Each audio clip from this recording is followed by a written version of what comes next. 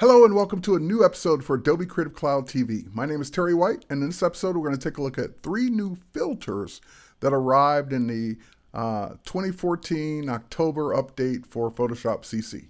So Photoshop CC 2014 October update, 3 new filters. Let's take a look at what they do in this design tutorial. I figured I would just kind of wrap them all in instead of just showing you feature, show you how they could actually be used together.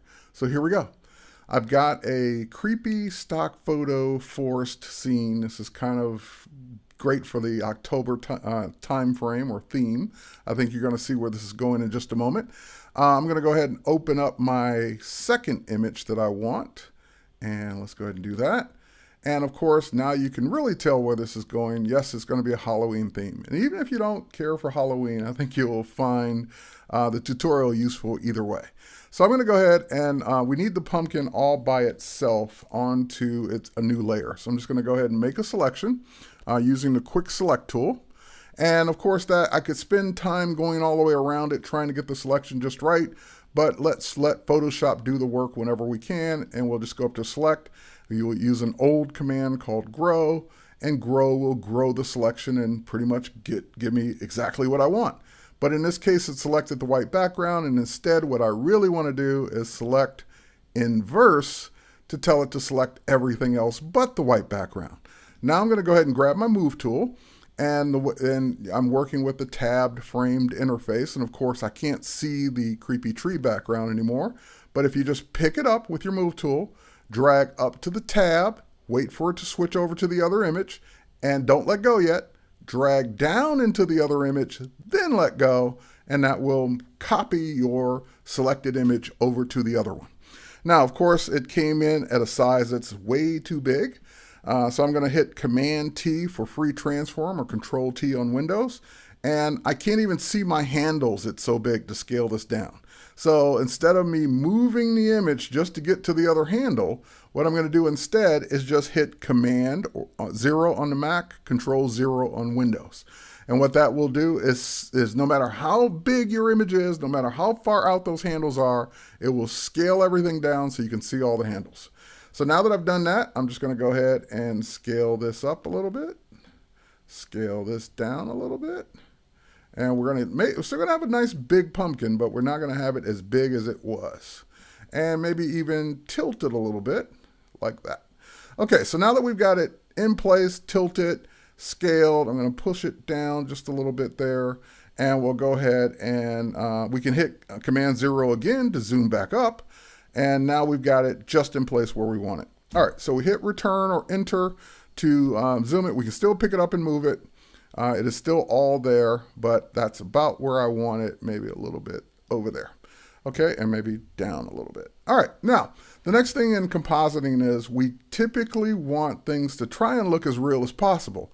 And the problem is the pumpkin was on a nice bright white background, and now it's against a dark ground, and we still see the white reflection or cast inside the pumpkin. So we can do a couple of things to kind of tone this down a bit. First thing I would do coming from a white background is I would go layer, we would go to matting, and we would remove the white matte. In other words, any white pixels around the edge would now be removed. Next thing we'll do is we'll just kind of darken this up. We can do this several different ways. I could mask it, I could use tools. I'm just going to do it quickly. Using the burn tool, we'll just go ahead and burn in those edges below so that it's not so bright. And again, you can use any method you want. You can clone some of the background onto the pumpkin. You can use a color brush. You can use whatever method you like best. I'm just doing this down and dirty because this is really not the basis of the tutorial. We haven't got to the filters yet. All right, so anyway, we can kind of tone this down. And once we get it nice and dark the way we want, we can go in now and take a look at our first feature. First thing we're going to do is name our layers. Use good document hygiene. And we're going to go ahead and create a new layer. And we're going to name that new layer New Tree. Tree, not treek.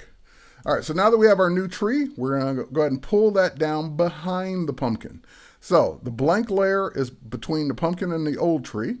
And what we're going to do on the new tree layer is we're going to try our first new filter. Now, this is a new filter in Photoshop, but it was actually a function in the previous version. It was buried in scripted patterns, where, again, no one would know it's there unless you were looking for it or you knew where to find it. But now it's actually under render, and it's actually there called tree. So when I go to tree, what I would normally get, here, let's do the default preset.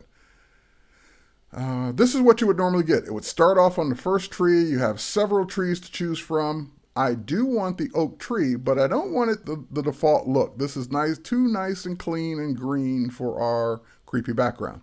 So what we're going to do is we're going to kill the tree. No trees will be harmed in this episode. But we're going to go ahead and just simply reduce the amount of leaves down to 0. Make a nice dead tree. The next thing we can do is we can adjust the thickness of the branches. We can make it nice and thin, make it really old and creepy, make it a little thicker, a little stronger. And of course, you can adjust the height. You can play around with that and get all kinds of different looks and feels for the height. I'm going to bring that down quite a bit there. And then I'm just going to go ahead and just say, okay. That will render out a tree exactly the way we told it to do it on that blank new tree layer. Now, since we put it on its own layer, we can use the move tool. We can pick it up. We can put it wherever we want, behind the pumpkin. And I'm going to go ahead and put it to the left of the pumpkin, and I'm going to stretch it to the right. So I'm just going to hit Command T. And I don't care about stretching it because no one will know that it's being distorted because no one knew what the original shape was anyway. And so now it looks like our tree has hair. All right, and again, if you want to tone down the branches down here on the bottom, you can darken those, do whatever it is you want to do with those to make it look even more realistic. All right, so now we have a pumpkin with hair. And the next thing we're going to do is we're going to go in and take a look at our next new filter. All right, so I'm going to do another new layer. And this layer is going to be called Flames. And I'm going to go ahead and just pull the flame layer up above the pumpkin layer.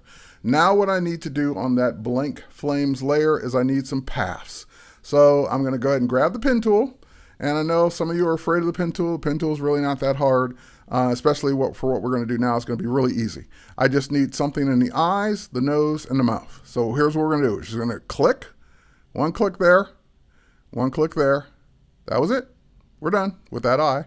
Now we click on the pen tool again to deselect that path.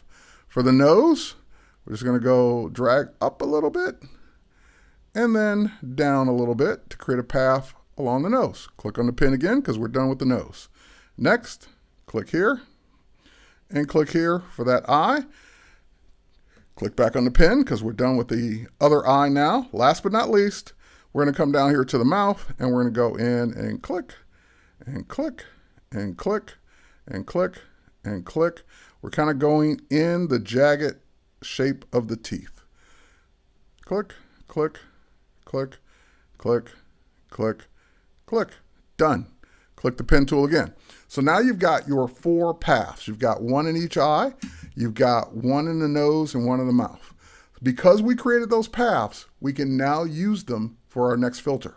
Go to the filter menu, render flame. This is a brand new filter. This did not exist as a scripted pattern before. And with the flame filter, it will come up with the same kind of dialog box, same kinds of controls. That's a little too much flame for a pumpkin. Let's go ahead and tone it down quite a bit. And let's bring the length down. Still a little too much. Bring it down some more. That's looking about right. Flame line complexity.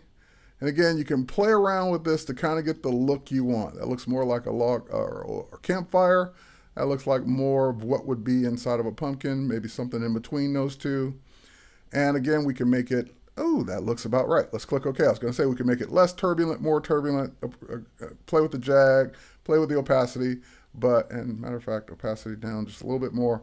But that looks really, really good. Matter of fact, no, I liked it on 25.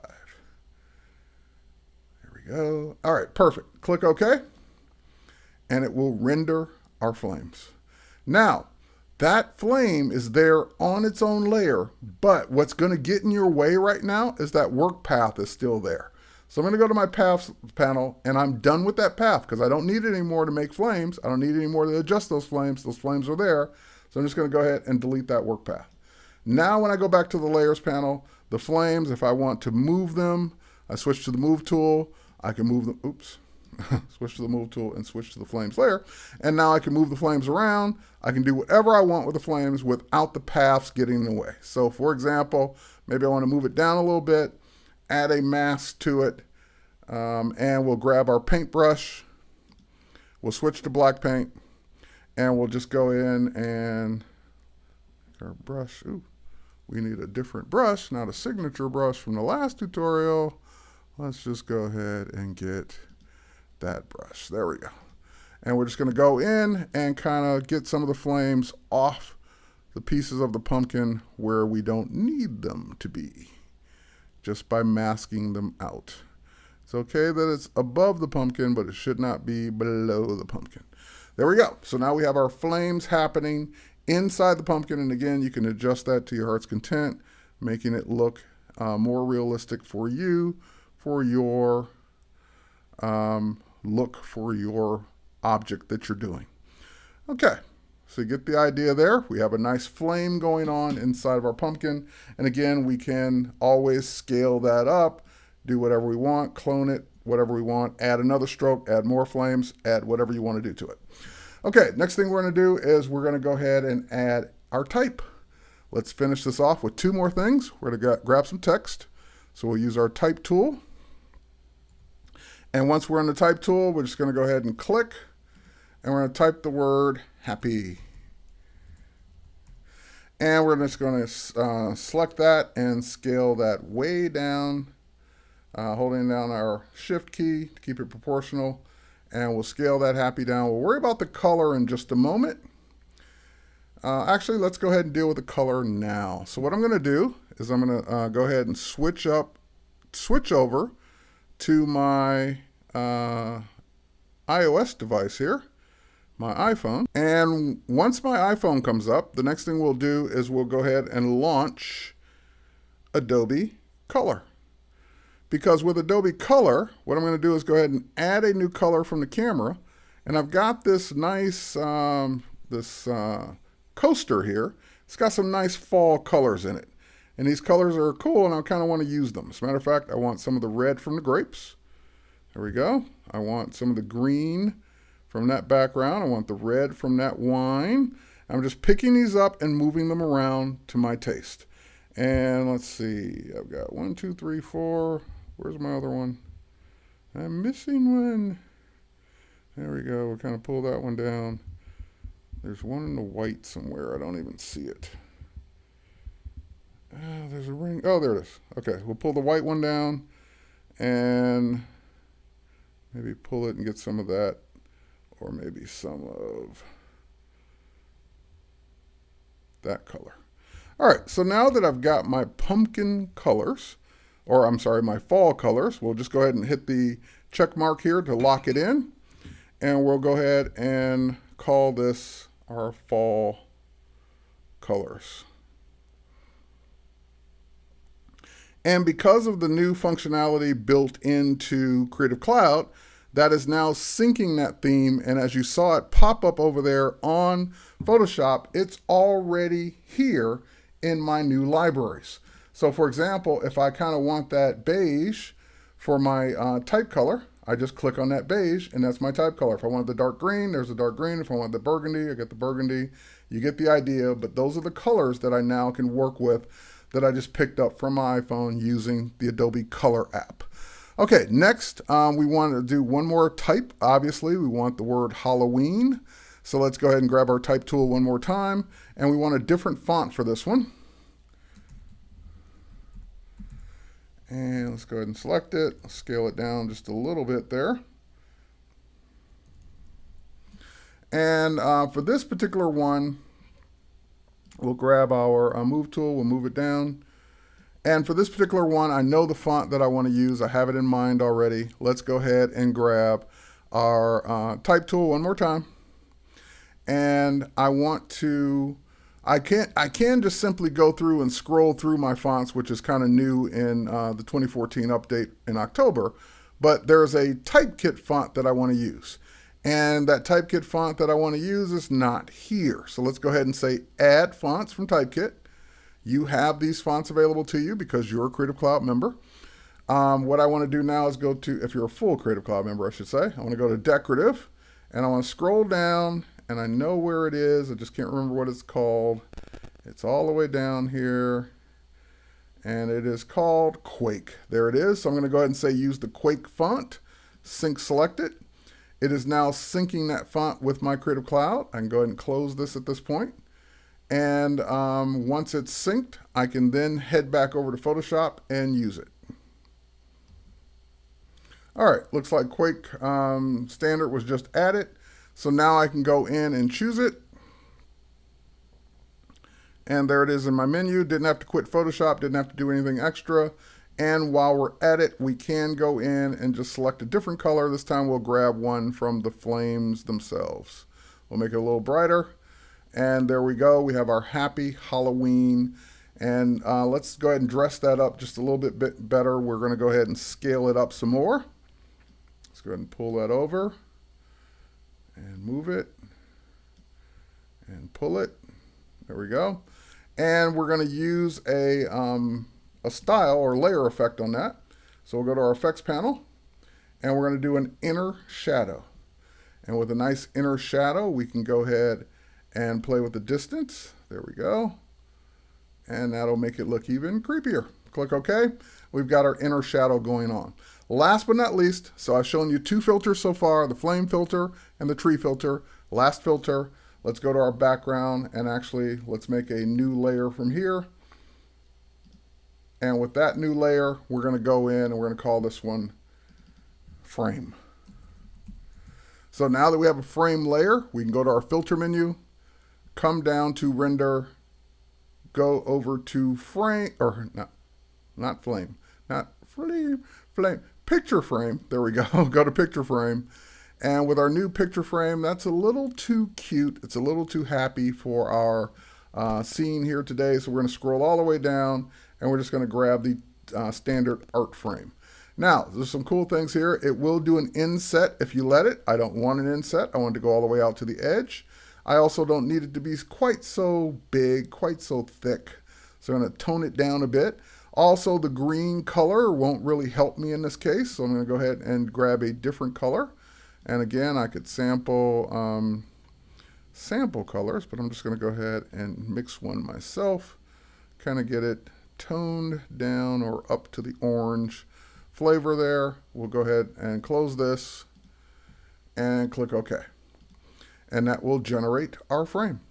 And it's kind of cool because of where I put it in the layers. It's actually below some layers, above other layers. So if you wanted it to be, if you wanted it to, it's because I'm using that eyedropper. If you wanted it to cover other things, just go ahead and move it up in the stacking order or down in the stacking order or in between in the stacking order. So the pumpkin's on top, but the tree is behind. So that's it for this episode of Adobe Creative Cloud TV. You've seen 3 new filters in Photoshop. The picture frame and the tree were there before as scripted patterns, again, kind of buried. No one really knew where they were. But now you have them as filters, very easy to use anytime you want. Just remember to create that new layer first, then you'll have more flexibility for what you do with the rendered content that's on it. Thanks again for watching. My name's Terry White. We'll catch you on the next one.